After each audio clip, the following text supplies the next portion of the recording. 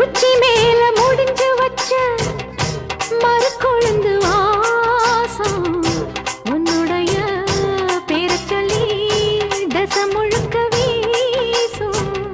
கல்லு மேல செதுக்கி வச்ச கவிதை இந்த நேசம் இப்பிறப்பும் எப்பிறப்பும் தொடரும் இந்த பாசம்.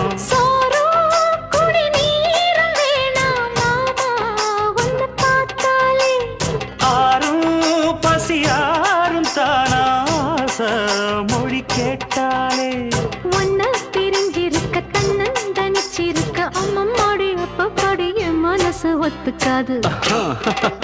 செந்தூர பாண்டிக்கு ஒரு சோடி கிளி கூட